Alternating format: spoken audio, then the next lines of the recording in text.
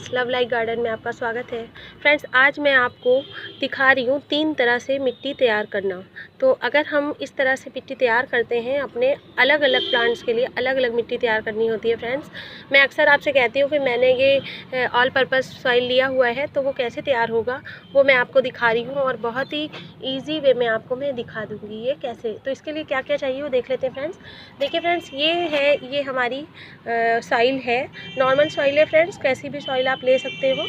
और इसको आप चाल लेंगे और चालने के बाद इसमें से देखिए ये जो कंकड़ निकलते हैं थोड़े से, ये हटा देंगे। रोड़े जो होते हैं उनको नहीं रखेंगे।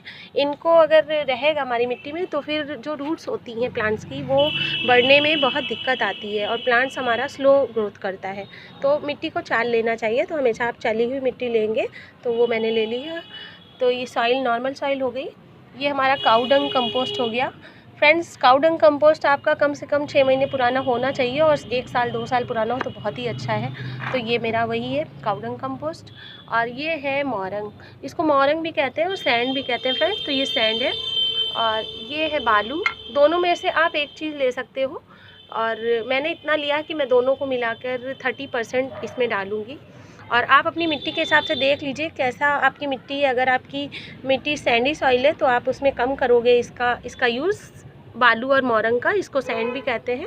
ये रिवर सैंड है फ्रेंड्स और ये मोरंग। और अगर आपकी मिट्टी चिकनी मिट्टी है तो ज़्यादा यूज़ करोगे, वो उसके अकॉर्डिंग आप देख लीजिएगा। इसके बाद हम ले रहे हैं, ये हमारी है नीम की पत्ती। ये मैंने खुद से ही बनाई है, आप वीडियो देख सकते हो मेरा। अगर आपको नहीं पता कैसे बनेगी तो बहुत इजी है इसका मेथड। ये नीम की पत्तियाँ हैं सूखी हुई और आप इसकी जगह नीम की खली भी ले सकते हो। अगर आप नहीं जानते हो नीम की खली क्या होता है तो उसका भी वीडियो मेरे चैनल पर आपको मिल जाएगा, आप देख सकते हो। तो उन दोनों में से एक चीज़ लेनी है, या तो नीम की पत्ती और या फिर नीम की खली। इसके बाद फ्रेंड्स हम ले रहे हैं हल्दी। हल्दी एंटी फंगल होती है फ्रेंड्स। हमारे प्लांट्स को, जो हमारे एनुअल प्लांट्स होते हैं वो नाजुक होते हैं, तो उनको बहुत विंटर में उनकी समझ लीजिए एक तरह से पूरा कवच बन जाएगा और बहुत फ़ायदा करेगा, उनको फंगस से बचाएगा। इसके बाद ये हमारी है सरसों खली। सरसों खली का पाउडर है फ्रेंड्स। अगर आप इसके बारे में नहीं जानते हो तो इसके लिए मैं वीडियो डालूँगी, क्योंकि बहुत से लोग पाउडर और खली में कंफ्यूज होते हैं। तो ये पाउडर है सरसों खली का। इसके बाद फ्रेंड्स ये है वुड ऐश।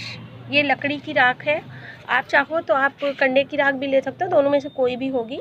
तो ये वुड ऐश है। वुड ऐश में आप फ्रेंड्स, वुड ऐश में जो पोटेशियम, मैग्नीशियम, फास्फोरस, इस तरह के तत्व पाए जाते हैं जो हमारी मिट्टी में जाके उसको एंटी फंगल बनाते हैं और पौधे की ग्रोथ के लिए भी बहुत फ़ायदा करते हैं। कीट पतंगों से भी उसको बचाते हैं। और ये हमारा हो गया चूना।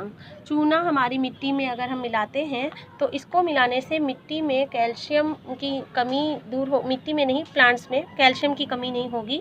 और अगर वो ऑलरेडी मिट्टी में मिला होगा तो हमें अलग से देने की ज़रूरत भी नहीं होती है। तो ये हो गया चूना।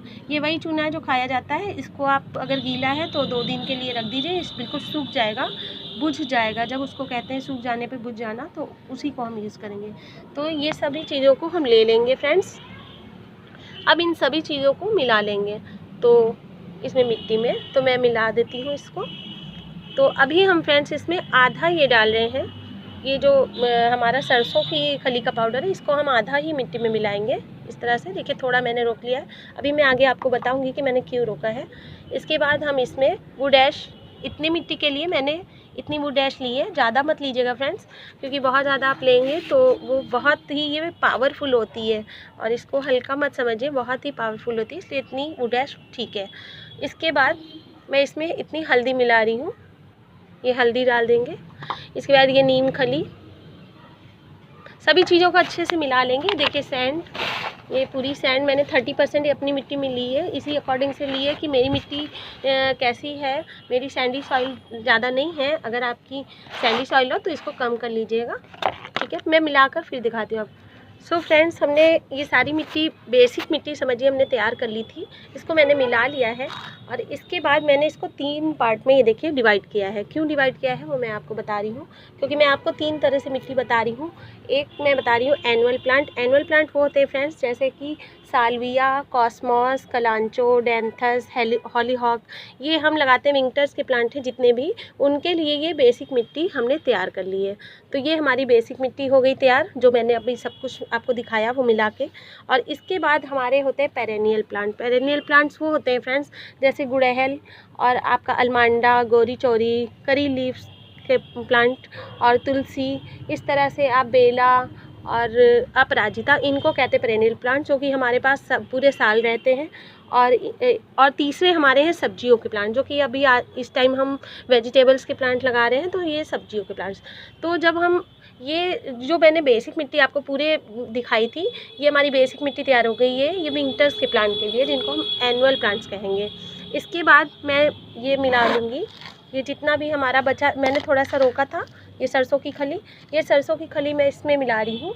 और ये हमारे 2 पॉट के लिए 2 गमलों के हिसाब से मैंने आपको दिखाई है, तो इसको हम मिला लेंगे। और ये हमारे एनुअल प्लांट के लिए तैयार कर ली है हमने मिट्टी, क्योंकि एनुअल प्लांट्स जो होते हैं उनको ज़्यादा चाहिए होती है। सरसों की खली हमारे बड़े प्लांट होते हैं तो उनको ज़्यादा चाहिए, तो ये हम इसमें अच्छे से मिला लेंगे।